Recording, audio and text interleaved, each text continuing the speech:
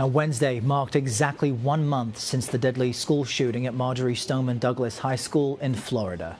Across the country, students observed the day by standing up and walking out of their classrooms. Organizers said they were protesting Congress, specifically what they consider inadequate responses to gun violence in schools and in neighborhoods. While students demonstrated, the acting deputy director of the FBI testified to lawmakers on Capitol Hill. David Bodick owned up to the agency's failure to follow up on warnings about the accused gunman Nicholas Cruz. The FBI could have and should have done more to investigate the information it was provided prior to the shooting. While we will never know if we could have prevented this tragedy, we clearly should have done more. Adriana Diaz was in Parkland, Florida, where survivors of last month's attack sparked nationwide demonstrations. A sea of students streamed out of the school behind a national movement. Parents at Stoneman Douglas High School cheered them on, like Rick and Rosemary Jensen. This wasn't the way I wanted my son to become an activist, but you know what? I'm so glad the kids have found their voices, and I hope it's what's buoying them, because this isn't easy for them. Freshmen Alexa Palin and Brianna Jesenkowski hugged by a memorial for their friend, 14-year-old Gina Montalto. Does a walkout like what you guys are doing, do you think it helps? It does help because it shows that the community is so strong and that we're coming through this together. But the father of 14-year-old victim, Elena Petty, wants a different approach. On Twitter, Ryan Petty encouraged students to walk up to the kid who causes disturbances in class and ask how he's doing, adding the hashtag #WalkUp, not out. Still in Portland, Oregon, students who walked out formed a clear message. And even snow and frigid temperatures in Akron, Ohio didn't stop the youngest students determined to show their support. This is what democracy looks like. In nearby Chicago, nearly 1,000 students left Jones College Prep. But they say the rest of America is now grappling with the gun violence they've battled for years. They don't live in cities or communities where guns play constantly, where children are dying 24/7 in the streets, no matter if they're coming to or from school. In Washington, D.C., if you can speak, speak. If you can march, march. Young people wanted their voices heard. Kate Whitman organized her school walkout in New York City. We saw this in the 60s and the 70s with MLK, with the Vietnam protests, and we're seeing this here right now. This is a part of history.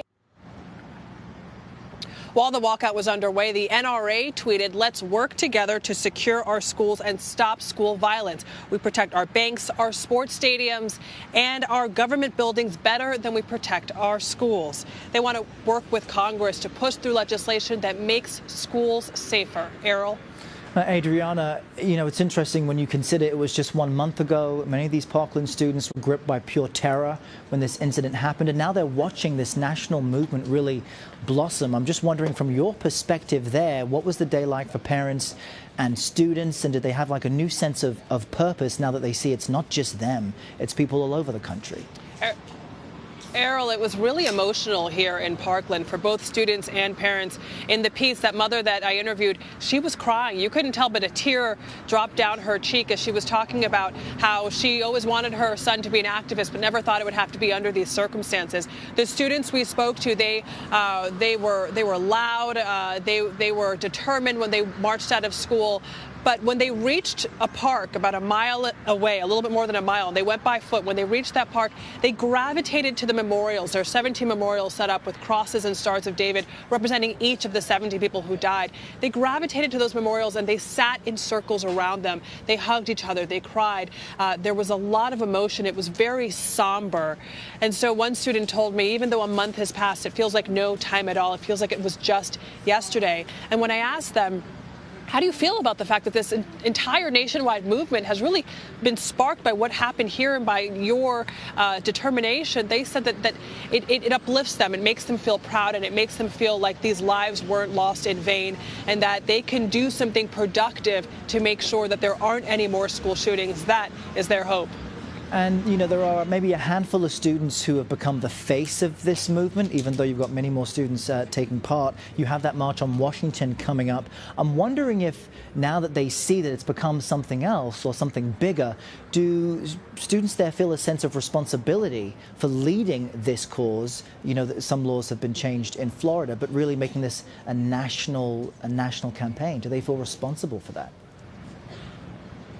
Oh, certainly. A lot of these students have told us they are not stopping until they see change. They said, some of them, that this won't be the last walkout, because if there isn't a change to gun laws in this country, they will continue to walk out. They will continue to march, because they know this is the way to keep the national spotlight on this issue. So that's what they plan to do. They are working now and looking toward that march nationwide on March 14th, where they will also march in Washington. Some students and teachers will be going a few days early to lobby members of Congress to pass gun reform as well. And a lot of these students are either 18 years old or just on the cusp of 18, so they know that they will be able to vote soon, and they're planning on exercising that right. Yeah, such an important detail. And lastly, Adriana, you mentioned the NRA's tweet saying they want to work with communities to protect schools and other targets. Based on all the conversations you've had, are students open to working with the NRA? Do they even want to do that?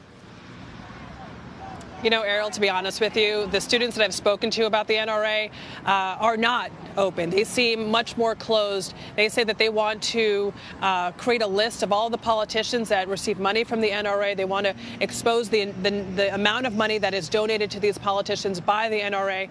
They have really vilified the NRA in their pursuit of what they believe their cause is. But some students are also a little bit more moderate and really have spoken about the importance of the Second Amendment, of not wanting to wipe out the Second Amendment, not wanting to necessarily take people's gun rights away, but just want to have smarter gun reform. So there are students on both sides, but the folks who talk specifically about the NRA really don't give any indication that they're willing to work with them. All right, Adriana Diaz in Parkland, Florida. Thank you.